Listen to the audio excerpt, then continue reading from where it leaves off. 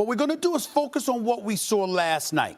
What we saw last night was coverage sacks on the part of Tom Brady. We saw guys that were not getting open. That's what we saw. We saw a Tom Brady that didn't have targets to throw the football to because guys just weren't getting open. That's what we saw against the Detroit Lions. Not to mention the fact that the person that you were going up against is your former defensive coordinator who's incredibly familiar with you, who's incredibly familiar with Josh McDaniels, the offensive coordinator. That's why you saw them hugging like with their little bromance after the game, which was legit, by the way, because obviously they're friends and they're very close to one another. They know each other. So if you're Tom Brady and you're Josh McDaniels, it's almost a living nightmare to have to go against a Matt Patricia because very few people on the planet Earth know you better than he does. You also know that you don't have the personnel. Julian Edelman, last time I checked, was just Tom Brady's favorite target. We want to act like it's Rob Gronkowski, who's an absolute stud. He is not their number one target. It is Julian Edelman. He would happen to be out the first 4 games because of his suspension. Had the ACL injury last year, was coming back this year,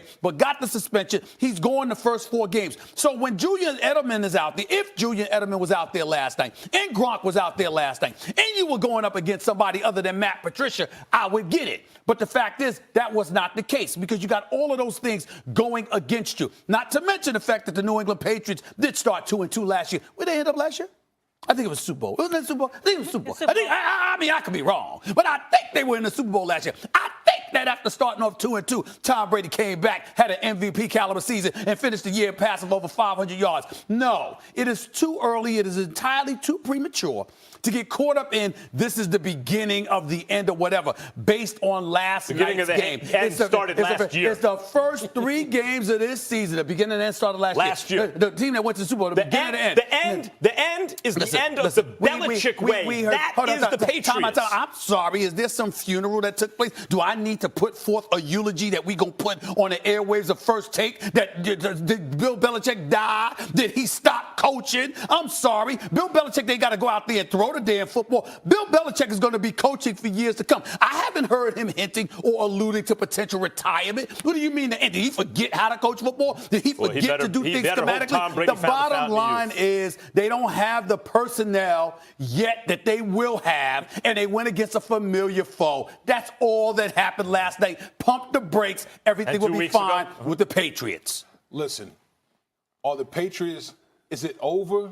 No, I'm not going to go there. I'm not going to be that person to go there. No, we were asking, is this the beginning of the end? That was the question. Even with the beginning of the end, still not willing to go there. Thank you. We've seen, go back to 2014, people said the same thing. They got humiliated by the Kansas City Chiefs on the Monday night. By 27. Started out the season 2-2. Everybody, oh my gosh, the Patriots, is it done? The sky was falling. The sky was falling, and the Patriots rebounded. Being a part of that organization, the one thing I can tell you, I've always told people, the Patriots play their best ball in November and December. They usually use September and October where they work things out. And Stephen, they brought it up, okay? Julian Edelman serving 4-game suspension, not there.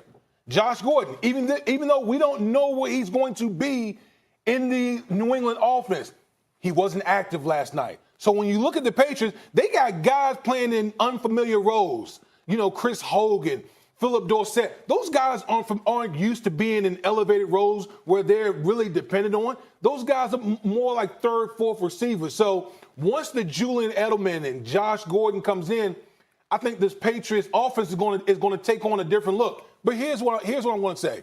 Give credit to the Detroit Lions and Matt Patricia.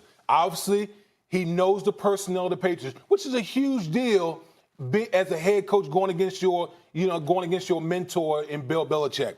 What the Lions did last night, they held the ball for 40 minutes. How many people can win a game when you hold the ball for basically almost the whole game? 40 minutes, Max, they held the ball. Run it in their rushing attack, which we haven't seen from the Detroit Lions. They ran for over 100 yards for the first time since 2013. Shout out to Kerryon Johnson. Kerryon Johnson. Such a clutch name for a running back.